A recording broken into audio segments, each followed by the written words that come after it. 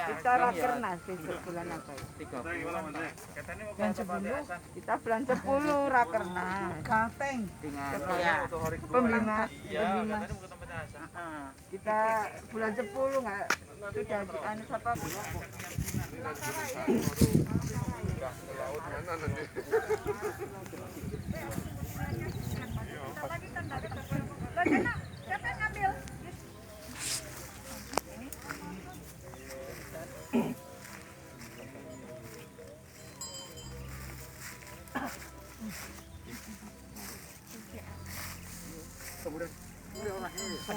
Namo Sang Hyang Adi Budaya, Namo Budaya. Namo Budaya. Selamat pagi Bapak Ibu sekalian. Pada kesempatan yang berbahagia ini kita akan bersama-sama melakukan acara function dalam rangka kita menyambut datangnya tahun baru Imlek 2573.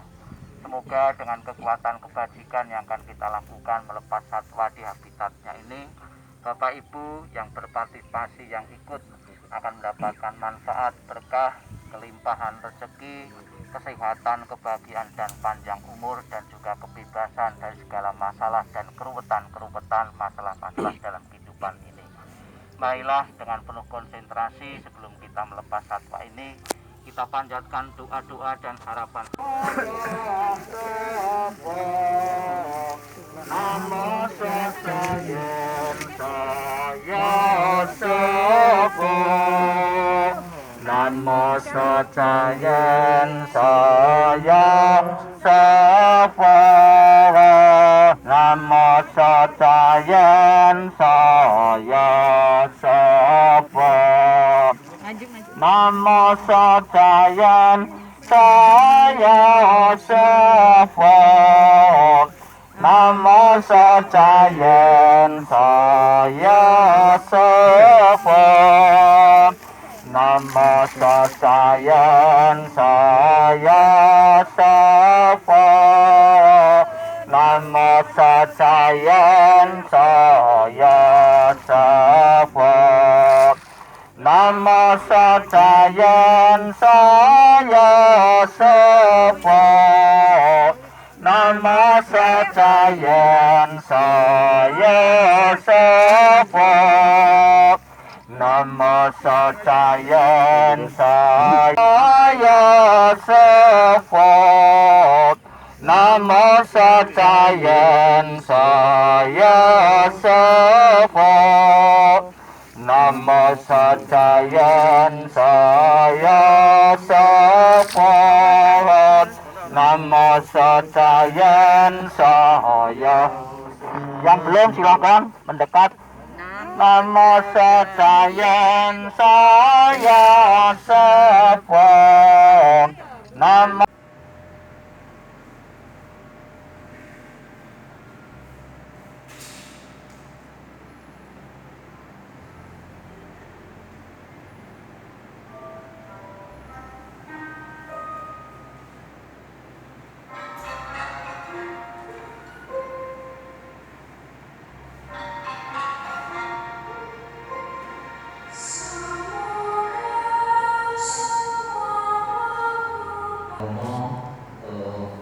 Ibu Panita dan segenap pengurus dan umat Buddha yang hadir dalam pelaksanaan puja bakti pada Minggu tanggal 6 Februari ini. Terimalah salam di dalam Dharma. Namo Sang Hyang Adi Budaya, Namo Budaya. Ini mengingatkan kepada kita untuk belajar yang lalu dan menapak di tahun yang akan datang dengan harapan. Untuk tahun baru Imlek tahun ini pada urutan 2573 dengan giliran sio setiap 12 kali sekali itu sio-sionya berganti-ganti. Tahun ini adalah sio macan.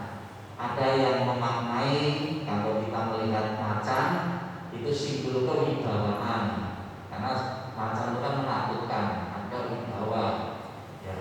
Simbol keberanian, Namun juga di kalangan orang Jawa, macan itu juga sebagai simbol, sekalipun dia itu keras, menakutkan, namun juga ada cinta kasihnya. Ada ungkapan dalam bahasa Jawa itu sak galak-galake macan, ya. Sebuas-buasnya macan itu tidak pernah makan anaknya. Ya. Sak galak-galake macan tidak pernah makan gogornya. Gogor itu anak macan, yang bahasa Jawa itu tidak pernah memangsa anaknya sendiri. Ya. Berbeda dengan manusia, katanya ada juga, ya. Manusia, di alam manusia itu, ya, ada yang memakan anaknya sendiri. Tapi segala-galanya macan, ya, harimau tidak pernah yang memangsa anaknya sendiri, ya. Bapak Ibu saudara sekalian yang saya hormati, di saat momen datangnya tahun baru Imlek ini ada nilai-nilai positif yang perlu kita bangun, ya. Marilah kita saksikan salah satu lagu yang Imlek pakai bahasa Indonesia. Ku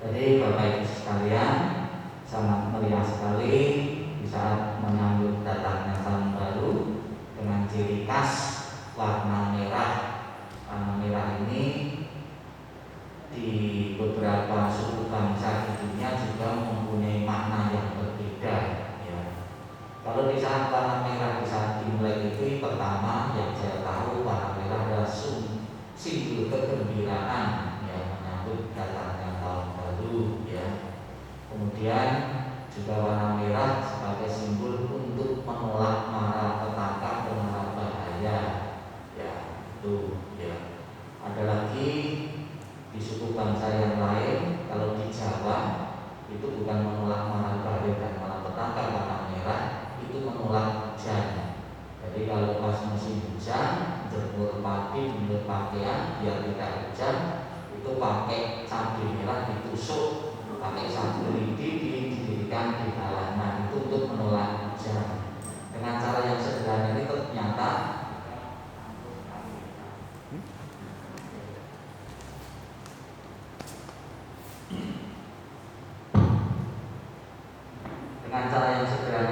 banyak yang berhasil. Namun berhasilnya itu di saat musim kemarau ya.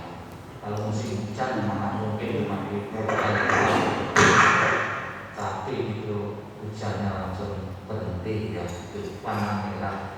Kemudian bisa juga di suku bangsa yang lain, di masyarakat Yahudi, di salah satu kitab sucinya, orang yang kepengen selamat dari malapetaka, mara bahaya dan penyakit, itu rumahnya diolesi dengan darah domba ya.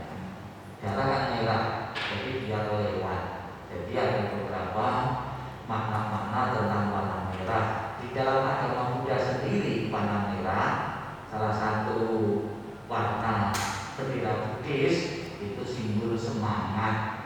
Kalau di Indonesia benderanya itu simbol keberanian ya. Jadi ada bermacam-macam makna. Kemudian di saat tahun baru Imlek ini juga ada petasan ya, ada mercon. Itu juga sebagai simbol untuk menolak mara bahaya dan mara petaka agar menjauh ya. Tapi sebetulnya kalau tujuan untuk menolak bahaya, mara petaka atau makhluk-makhluk yang mengerikan, yang menakutkan, itu jauh lebih efektif. Itu bukan melulu mercon atau petasan, tapi jauh lebih efektif itu menggunakan bom. Itu pasti itu ya.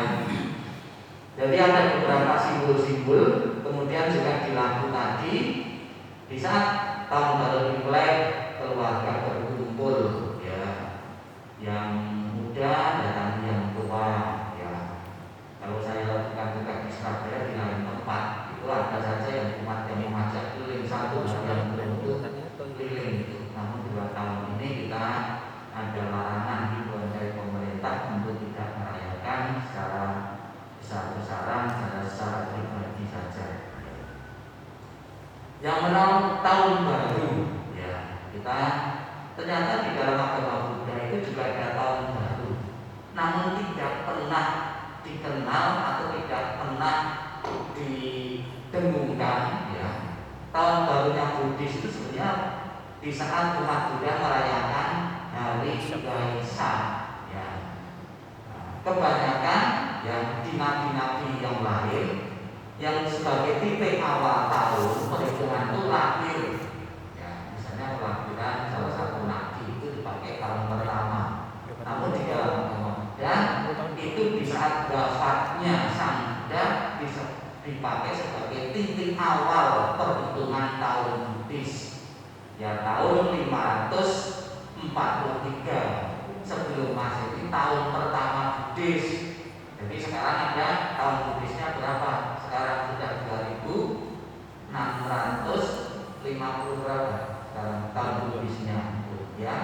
Itu dimulai dari wafatnya sang Buddha, tahun pertama. Namun ada juga yang menggunakan 0. Yang satu ini dimulainya dari 0. Jadi ada salah satu negara dengan negara yang itu selisih 1 tahun karena memakai perhitungan 0, yaitu kan dari 1 ya. Ini tahun baru Buddhis.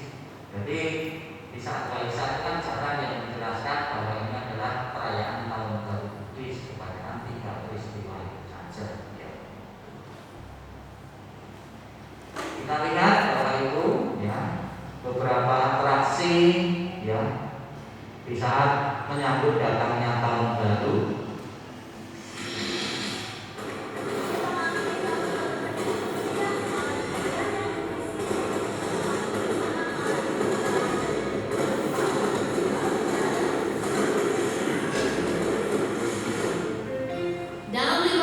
8.000. Kita mengenal tokoh penting yang berjasa sekali yang meresmikan tahun baru Imlek ini sebagai hari libur nasional, yaitu Gus Dur atau Bapak Piyambak Indonesia yang berjasa. Jasanya apa? Menyambut Kepres. Marilah kita saksikan. Bisa dilepaskan dari tangan Gus Dur. Gus Dur yang mencabut instruksi Presiden nomor 14 tahun 1957 milik rezim Orde Baru. Zaman Presiden Soeharto, segala sesuatu berbau Tionghoa dilarang keras, tanpa kecuali perayaan Imlek. Selama 1968 hingga tahun 1999, masyarakat keturunan Tionghoa harus merayakan Imlek secara sembunyi-sembunyi. Nah, bagaimana kesaksian pakar Feng Shui Suyoyo soal sejarah Imlek di Indonesia? Yang merintis Imlek itu Suhu Macan. Suhu Macan adalah membuat satu realitas Imlek yang mengajukan Gus Dur untuk diikat hari besar. Khusus sebagai presiden terpilih dari wakil presiden yang bukan Suhu Macan untuk minta dari Imlek untuk dimakan bahwa Imlek itu diperlukan untuk orang di Indonesia yang sudah di Indonesia dan terutama untuk Konghucu ya Taoisme ternyata ternyata Kristen juga ada ternyata sekarang juga mereka Imlek mereka semua karena mereka biasanya kayak Imlek ini tidak kayak satu salam ternyata setelah dibuka sampai Agustus itu sampai lantai oleh berlian pohon ya terus sampai lampion semua bisa terbayang di semua itu dan justru ada saya lihat ada sedikit warna di Indonesia itu warna yang Ini tahun-tahunnya ya presnya disambut ya, namun bukan berarti Orde Baru itu jelek, enggak. Keluarnya impres atau kepres Presiden Soeharto karena juga menyelamatkan negara juga pada waktu itu yang tidak selamanya jelek ya.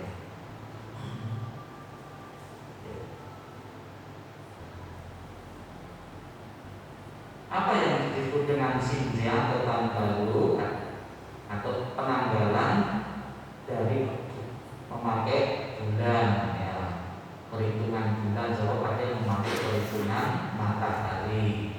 Kemudian juga Imlek ini dikenal juga penanggalan bagi para petani ya.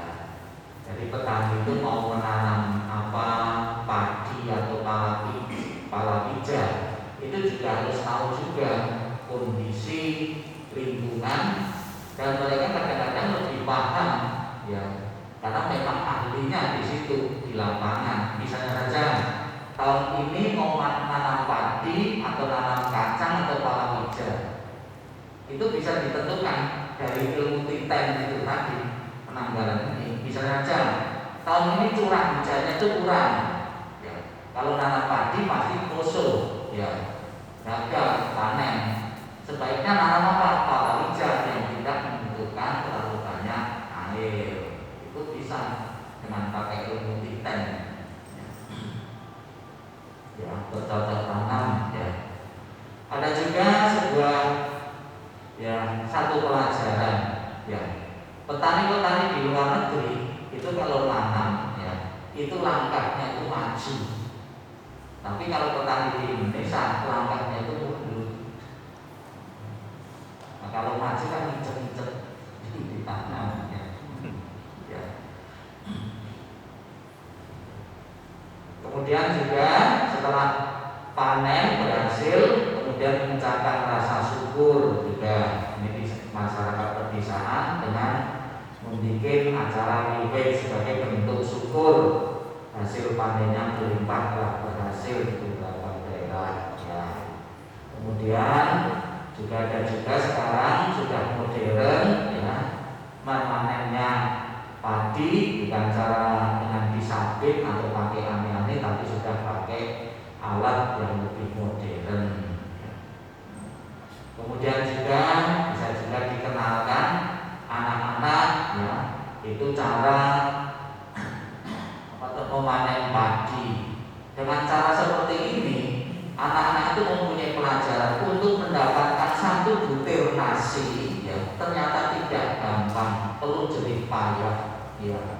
Kan anak zaman sekarang ada juga makan tidak dihabiskan karena tidak mempunyai penghargaan terhadap pengorbanan jerih payah dari para petani. Saya itu anak petani, saya seorang petani. Untuk mendapatkan satu butir nasi itu perlu waktu kurang lebih 3 bulan 4 bulan. Selama menunggu waktu itu kan kita tiap hari di sawah mengairi, ya mencangkul, ya nyabuti menyiang gitu, untuk mendapatkan satu butir nasi. Ya. Itu biasanya kalangan orang-orang tertentu itu saja. Maka kalau setiap saya makan lihat anak itu yang makannya tidak habis, itu timbul emosi. Ya kok kasihan sekali itu. 3 butir nasi ya, tiap makan disisakan. Nah kalau seminggu sudah berapa? 1 bulan, 1 tahun sudah berapa? Ya. Jadi banyak kehilangan tidak kentara, kehilangan yang tidak kelihatan. Maka ada usaha-usaha dari sekolah sekarang anak-anak itu dibawa ke sawah-sawah untuk rekreasi. Ya.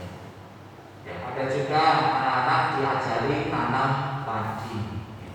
Ini diajari bagaimana memanen padi. Itu penting sekali ya.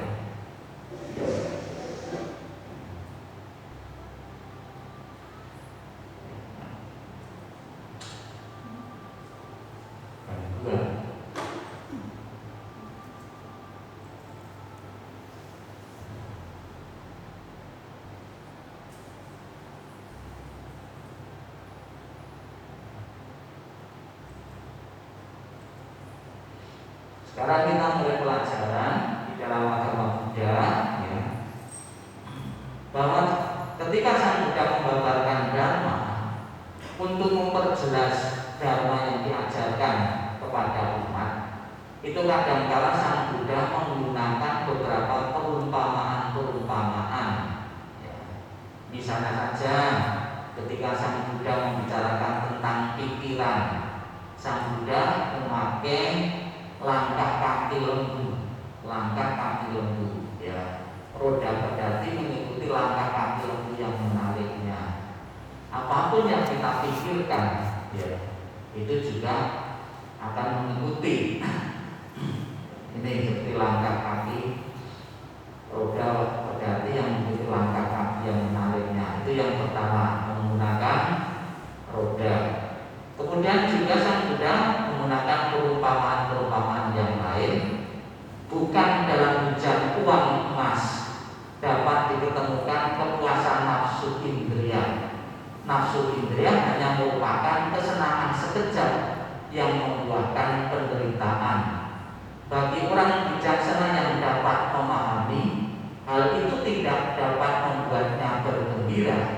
Bila mendapat kesenangan surgawi sekalipun, siswa Sang Buddha yang maha sempurna bergembira dalam penghancuran nafsu-nafsu keinginan. Saya tanya Bapak Ibu, seandainya di sini terjadi hujan uang emas, Bapak Ibu senang atau susah?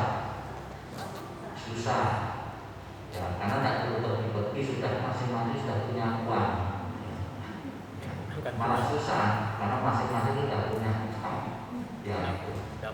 Namun kebanyakan orang ingat orang hujan uang emas itu kan sesuatu yang membahagiakan, sesuatu yang luar biasa kegembiraannya mendapat uangnya emas lagi. Ya. Demikian pula ketika kita memenuhi kesenangan indria, ketika kita sudah menikmati kesenangan indria, kita pun tidak puas gitu, kita kepengen kesenangan yang lain. Makan kalau tidak pedes itu rasanya tidak nikmat. Makan dengan satu cabai, tidak puas dengan satu cabai, satu lepek, satu piring. Makan durian juga seperti itu, tidak puas satu onge, satu biji, 2, 3. Apakah akan menambah kebahagiaan yang kita rasakan di depan? Tidak selamanya, justru akan berbalik menjadi penderitaan.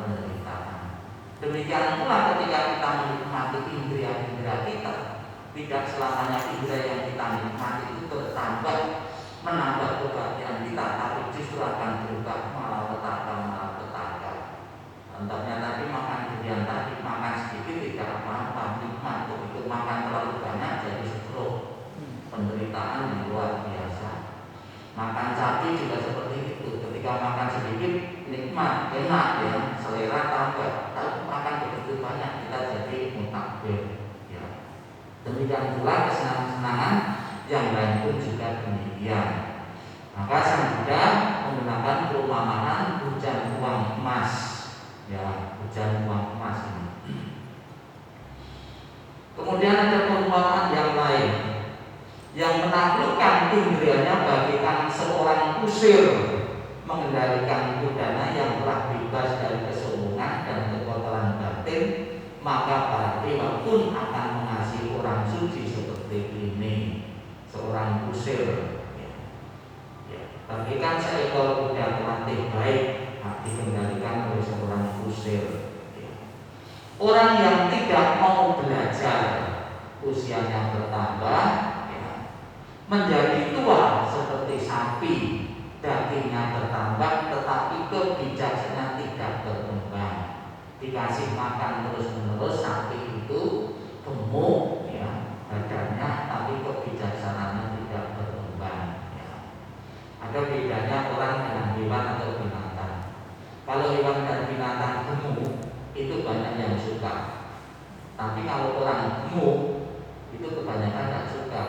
Kenapa tidak suka? Karena orang gemuk itu memakan tempat, duduk di mobil. Misalnya kalau dekat orang gemuk, itu biasanya dekatnya tidak suka. Dan juga dekat orang gemuk itu kita nampasnya itu sesak. Karena sejauh dengan orang gemuk lebih banyak. Ya, ini contohnya orang gemuk. Apakah orang seperti ini mempunyai kebijaksanaan? Pasti yang dipikir, yang dipikir setiap bangun tidur ya apa yang bisa saya makan. Maka latihan Matasila bagi umat Buddha itu sangat penting sekali. Dengan dibatasi seperti itu, kita tidak berpikir makan. Coba kalau tidak ada batasan, kecenderungan kita di saat kita bangun tidur sampai sore sampai malam pun tidak pernah mau berhenti. Bahkan menjadi seorang biku pun juga ada yang biku yang taat, ada yang tidak taat juga. Yang tidak taat kebanyakan biasanya juga penyakit gula, kolesterol karena tidak bisa menjaga makan. Di saat kita masih muda, 40 tahun ke bawah, itu punya makanan banyak, disajikan makanan banyak, itu senang bangga. Tapi setelah 40 tahun ke atas, kita tuh berharap dimanapun tempat, kalau bisa tidak ada makanan, kalau bisa saya kelaparan. Karena sudah kelebihan gula. Menolak godaan itu tidak gampang. Menolak godaan tidak gampang. Ya, jadi kita perlu hati-hati ya dalam menjaga makan, menjaga indera-indera kita karena akan bermasalah bagi kita.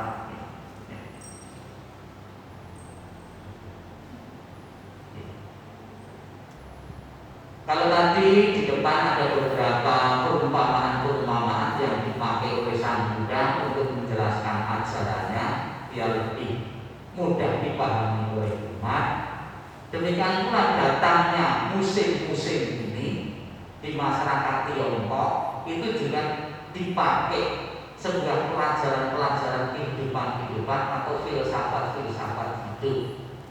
Saya ambilkan contoh tahun baru Imlek, dimulai datangnya musim semi. Perumpamaannya manusia baru lahir. Musim semi, bunga-bunga bertemu,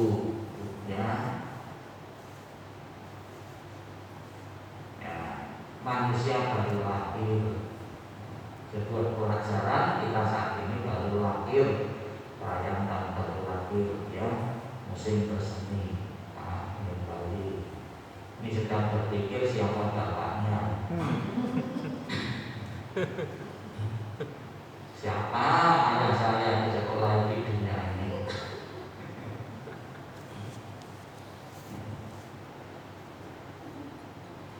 Kemudian musim panas, sebagai manusia tumbuh dewasa. Ini musim panas, manusia tumbuh dewasa. Di Tiongkok ada 4 musim. Nih, di saat musim panas kebanyakan orang berendam dari tempat tempat yang dingin. Ya seperti ini bahaya sekali di saat musim corona. Ya, ini tidak boleh. Ya, betul prediksi di Indonesia nanti setelah perayaan tahun baru bulan Februari Maret akan bergejolak lagi. Betul, ini sudah di beberapa kota itu COVID itu ada kenaikan yang sangat tajam.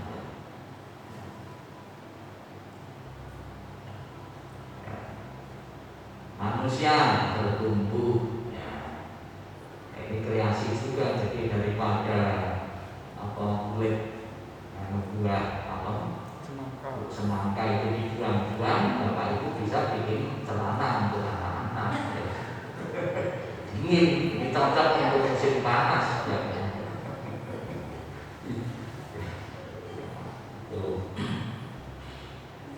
Ya kulit semangka itu bisa juga di sayur, ya di sayur juga enak. Kemudian musim yang ketiga, musim merontok. Sebagai manusia yang berusia lanjut atau berumur, rontok, giginya rontok, giginya rontok, terus matanya, ya matanya harus pakai kacamata. Aneh ya kacamata itu, dihalangi kok malah lebih jelas.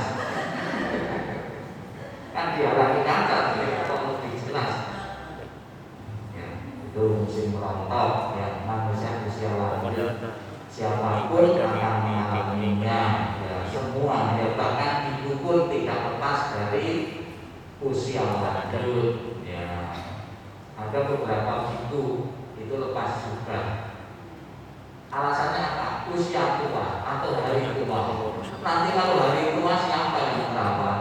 Nanti kalau hari tua siapa yang akan menemani? Ada punya anak istri kan?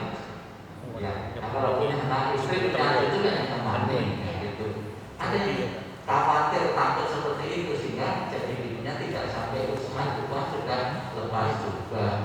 Ada lagi alasannya lepas juga karena ingin merawat orang tua. Tapi kenyataannya yang saya lihat ternyata setelah lepas juga itu yang bukan orang tua, merawat anak orang lain.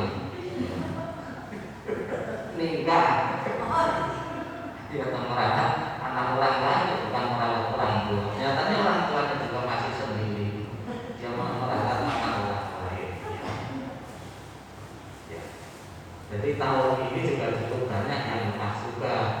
Namun juga memang diperbolehkan. Ibu itu tidak harus seumur hidup jadi ibu. Jadi diberi kesempatan dalam peraturan itu 7 kali. 7 kali lepas juga. Kenapa sampai 7 kali? Karena pernah satu kejadian di saat 7 kali itu bisa mencapai kesucian. Nah, wanita itu yang saya tahu ya itu sekali aja dikasih kesempatan sekali. Seorang wanita atau ibu ini peraturannya lebih banyak. Kalau ibu ini 311, kalau ibu itu 227. Ada yang bangga mempunyai peraturan lebih banyak. Mestinya tidak demikian. Kenapa dikasih peraturan lebih banyak? Karena lebih nakal. Iya, logikanya itu orang yang punya peraturan banyak kan lebih tingkat nakalannya lebih tinggi. Ya. Kalau anak yang alim kasih peraturan 1, 2 saja jalan. Jadi tidak tepat kalau bangga dengan peraturan lebih banyak. Umat itu peraturannya cuma berapa? 5. Ibu 227. Ya, kita lihat ya, ibu ini bisa memasuki usia tua pun juga tetap antusias untuk datang berkunjung di salah satu tempat ya Candi Borobudur sekalipun pakai kursi roda.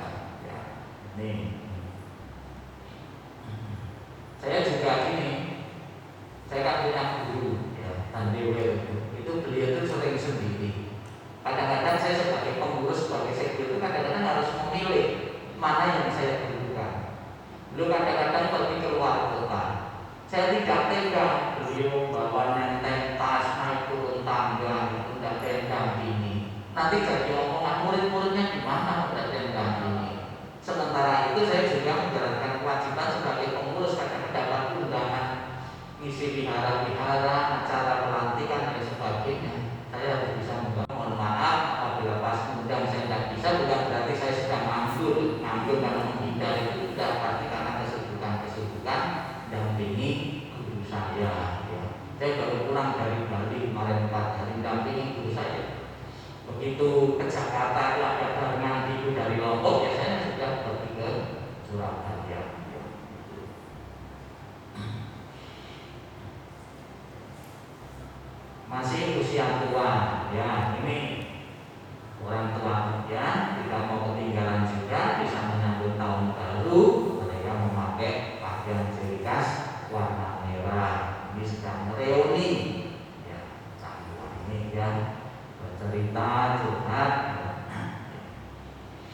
Ada istilah orang tua itu buah anggur. Ya. Kenapa buah anggur? Ada istilah buah anggur itu kan anggur itu macam anggur orang tua.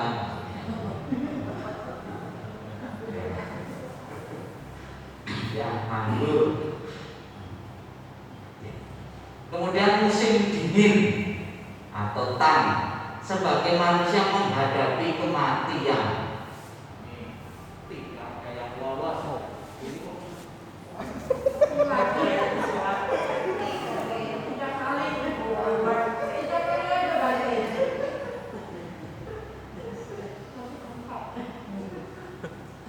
Ini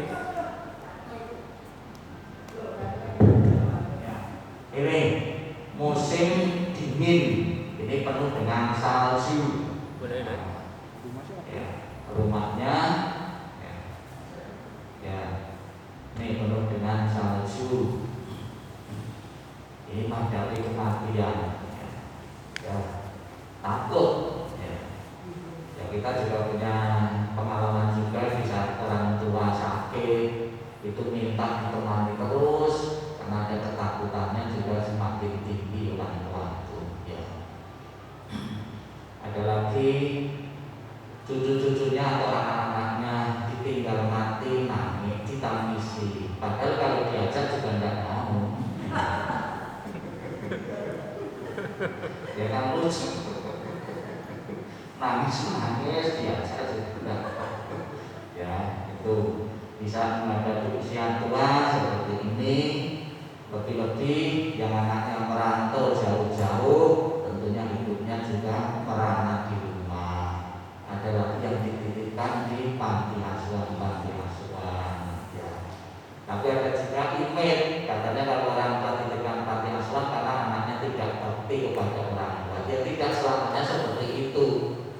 Orang tua dititipkan ke panti asuhan itu sebetulnya dia lebih terawat, ya, daripada merawat sendiri. Anak yang merawat orang tua itu belum tentu cocok loh. Ya, malah bertengkar terus kadang-kadang kalau dirawat anak. Ya, lebih baik kasihkan panti asuhan tiap bulan, tengok, kasih uang memang petugas yang sudah profesional di situ. Sebab kalau anaknya sendiri, saya juga mengalami sendiri, mau ganti pakaiannya kok. Duh.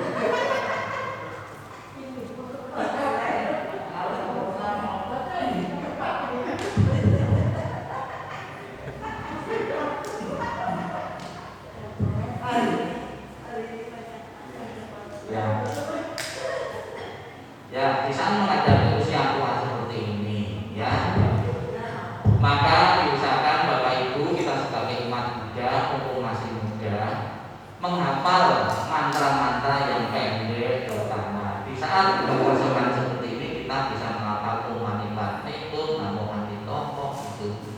Hari-harinya diisi dengan kegiatan pikiran-pikiran yang positif itu. Jangan sudah usia tua cuma pikirannya negatif tinggi pada anak-anaknya terus. Karena ada orang tua seperti itu, anaknya nggak pernah datang, anaknya nggak pernah kirim makanan dan itu negatif tinggi terus terhadap anaknya. Kalau kita punya kesibukan, ya, rohani, melapang, melakukan toko atau apa, itu lebih positif dan lebih untuk kehidupan yang akan datang. Ya, pas kematian kan pasti. Tidak bisa dihindari, ya. Ini, ya, ini lebih-lebih di saat sekarang masuk ICU, ya, keluarganya pada salah satu saja. Ya. Kunci. Oh, ya. Ya, ini kalau sudah masuk seperti ini, ya, itu kecemasan seorang anak nunggu sudah hatinya tidak tidur terus, yang tidak bisa tidur, yang sampai satu orang seluruh keluarga terasa sakit semua karena kurang tidur. Ya, ini sudah lewat, ya, musim.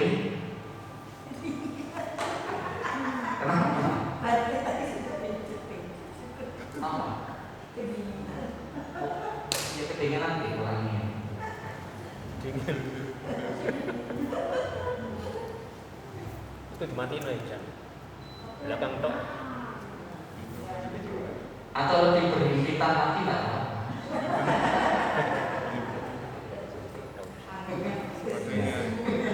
Ya ini Ya, ada beberapa urutan-urutan di dalam perayaan tahun baru ini yang ideal mungkin zaman dulu ya ini 2 hari sebelum tahun baru, lebih lama lagi umat dianjurkan untuk berpuasa atau bervegetarian. Upacara pelepasan tahun baru dapat dilakukan dengan bersih dan lahir batin. Tapi saya yakin justru bisa menjelang tahun baru makannya lebih enak.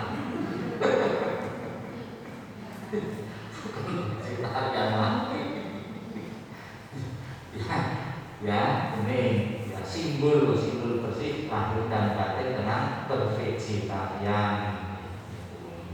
ini enggak cek. Ya. Oh, enggak cek. Siang hari diadakan sembahyang tutup tahun sebagai perwujudan rasa syukur. Terima kasih atas pelindungan sepanjang tahun. Dalam sepanjang sembahyang disampaikan rasa hormat pada orang tua dan leluhur. Di saat sembahyang seperti ini biasanya yang paling mahal itu daging babi. Bisa daging babi akhir-akhir ini tidak turun-turun harganya. Kalau daging babi ini kata-kata sirikas kalau daging babi ini untuk sajian ya lengkap ya setahun sekali. Nah, kemudian tidak tidur pada malam hari di saat tahun baru Imlek ya, melekan ya, melekan. Pada malam hari menjelang detik-detik memasuki tahun baru ya, sembahyang syukur penutupan tahun. Ini di saat sembahyang tahun baru di salah satu kelenteng ya, mereka berpasang lilin besar-besaran dengan harapan yang masang itu besar, berkatnya juga besar juga ya, ini. Namun tidak sedikit dari kasus seperti ini terjadi malapetaka yang lebih besar lagi, wiharanya kelentengnya terbakar ya. Tapi ini juga dikembangkan untuk menggalang dana. Satu lilin besar itu jutaan.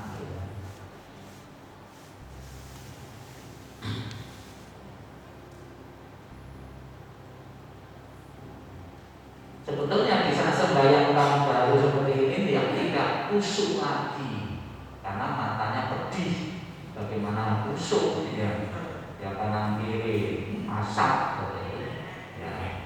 Namun juga di saat tahun baru ini juga ada kegiatan sosial membantu itu bagi ampo ya. Nah, peristiwa ini sebenarnya ribuannya. Itu datangnya dari Jabodetabek dan berkaitan mereka pemusiman. Ada juga pernah juga di saat bagi ampo itu di sebelah. Ada yang usul itu namanya melecehkan orang katanya itu seolah-olah orang lain itu terus disebelah itu berebut. Nanti kalau uangnya itu uang kertas kan bisa sobek-sobek ya. Ya. Kan ya, malah menyambut tahun baru ini. Silakan Bapak Ibu berdoa tahun ini jika masing-masing berdoa. Saya pesan doanya jangan terlalu banyak ya. Saya yakin lebih mudah, lebih cepat dikabulkan doanya sedikit saja ya. Dan lilit dupanya juga tidak perlu besar-besar. Doa dikabulkan dan tidak menjadi kenyataan dan tidak itu tergantung simpanan kebaikan kita. Kalau semua doa itu dikabulkan, siapa yang tidak akan berdoa kata Sang Buddha? Ternyata tidak semua doa itu menjadi kenyataan. Yang menjadi kenyataan apabila kita mempunyai sebab-sebab yang bisa mengakibatkan apa yang menjadi keinginan kita. Misalnya saja tahun ini saya mendapatkan kesehatan. Apakah dengan berdoa mendapatkan kesehatan terus kita akan menjadi kenyataan jadi sehat? Kan tidak, harus menjaga makan.